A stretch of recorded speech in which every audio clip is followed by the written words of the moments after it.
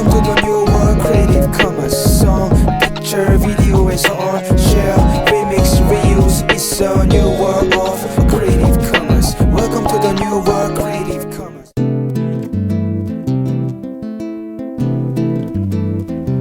Oh, pato, the duck was dancing by the water. Quack, quack, quack. The real the man thinking how to quack, quack, quack.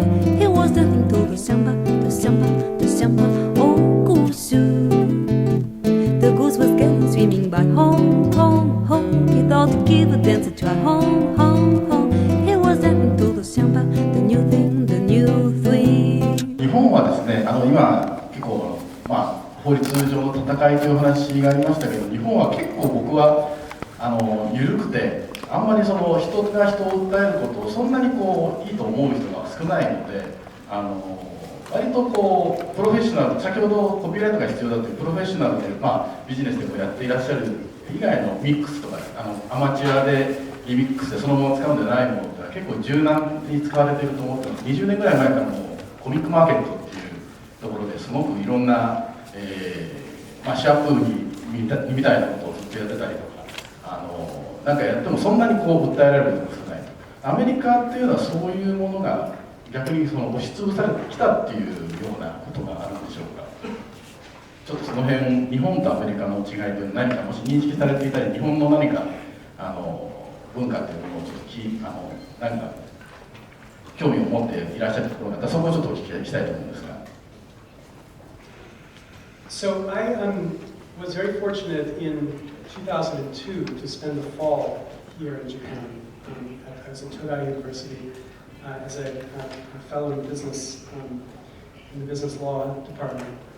And at that time, a number of people, and I've seen some of them here tonight, helped me understand this market, which I found fascinating, the doujinshi market and the way in which it builds on manga, apparently without regulation. Indeed, the largest annual gathering in Japan, I take it this is still true, is the comic market, where this commercial activity is allowed without significant regulation.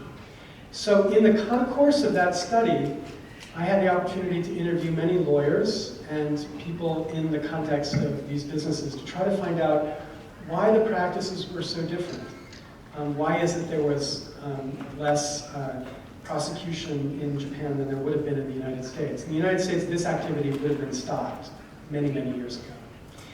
And I got two answers which lead me to be not as sanguine, not as convinced as you are that things will always be as tolerant in Japan.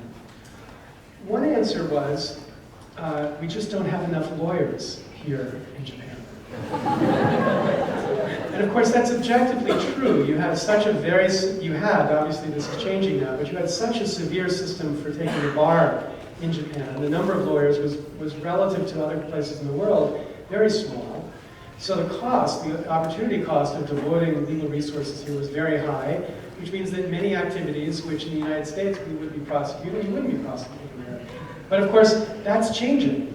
You're producing more lawyers. So that's number one to be concerned about. And number two, there have in fact been places where Japan has prosecuted, indeed prosecuted criminally for activities that would have been prosecuted just civilly in the United States. Pokemon context is a context where this has happened. And the reason for this need to prosecute is to respect international copyright agreements about exclusive rights to exploit. So once Japan becomes more involved in these international agreements, they will have an affirmative obligation to take stronger steps against people who are technically violating these rights, even for non-commercial purposes. And obviously Japan's culture has become much more important, at least in the United States. I can't speak for Europe. And so these agreements will proliferate. And again, to the extent they proliferate, my concern is that this problem is not going to go away. And then the third part about this is, that fall that I spent here taught me that, first, Japan is filled with an enormous number of extraordinarily talented lawyers and legal theorists about these issues. But Japan, like many nations, was tolerating the extraordinary pressure that the United States was putting on Japan to change its laws to conform to the United States vision of what the law should be. Now, this practice in the United States of exporting its extreme version of IP is not only harmful to the countries that adopt it, it's also, I think, deeply immoral for the United States to be doing. But countries like Japan or Australia are precisely the sort of countries, democracies, that should be able to resist this pressure from the United States. And my concern is that countries like Japan and Australia have not done enough to resist it in favor of a more tolerant, balanced read-write culture. So read-write culture is what I saw when I saw the doujinshi market functioning. And I'd like to see more of it, but I'm not sure that I would predict you're going to see protected creativity like that given the trends in our